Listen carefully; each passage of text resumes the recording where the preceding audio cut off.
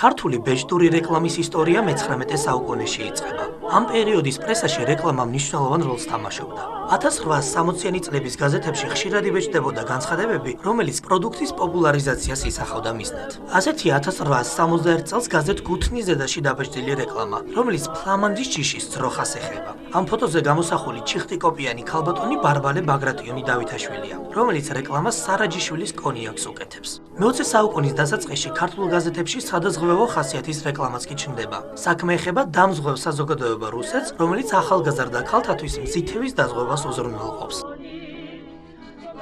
საქართველოში საბჭოთა რეჟიმის დამყარების შემდეგ რეკლამის შინაარსმა და იდეოლოგიამ სახე იცვალა. მართალია ის ბურჟუაზიულად ითვლებოდა, მაგრამ პლაკატების სახით მაინც არსებობდა. დღემდე შემორჩა 1929 წელს გამოცემული სარეკლამო პოსტერები, რომელიც აჭარას, ბათუმსა და სასტუმრო ინტერნაციონალს ეხება.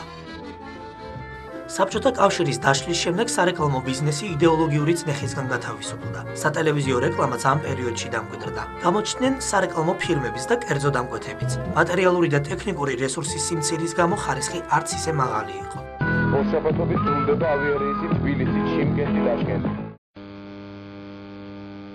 თანდათანობით ქართული ბიზნესი სერიოზულად დაფიქრდა სატელევიზიო რეკლამის მნიშვნელობაზე და ამ სფეროში ფულის ჩადებაც დაიწყო. სწორედ ამ პერიოდში დამკვიდრდა ნაციონალური რეკლამის ფენომენიც. აკაცა რეკავზე დალოცვიჯო, აკაცა რეკავზე. მე ვთვლი, რომ საქართველოში უნდა კეთდებოდეს ქართული რეკლამა, ქართველებზე გათვლილი, ქართული ხასიათით, ქართული ტიპაჟებით, ქართული სიტუაციებით, ქართული იუმორით. აი ვახტი. აფარხავი რაშენ. კათხუო?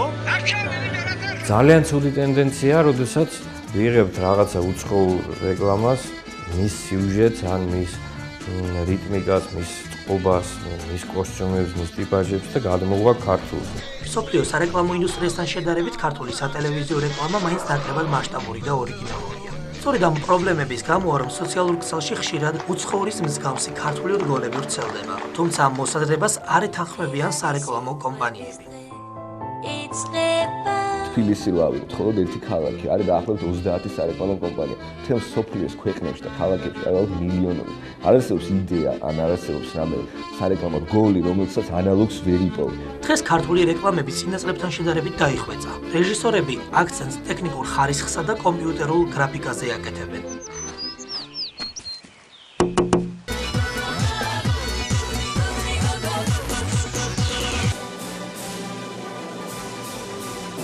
დღევანდელ დღეს დამკვეთი იმ დონეზე დაიხვეწა თვითონ მოდის უკვე რაღაც მოთხოვნა აქვს უკვე იმას გარკვეულია, რომ რა იყოს გრაფიკა და უშოთ რა იყოს რეალური, მაგრამ ამას შემდეგ ჩვენ ვეხმარებით უფრო იმაში, რომ სად მწვანე ფონი იყოს, სად რეალური გადაღება, სად მერე ჩასმა რაღაც, რომ საბოლოო კომპოზიცია მივიღოთ ისეთი, როგორც დამკვეთს ჭირდება.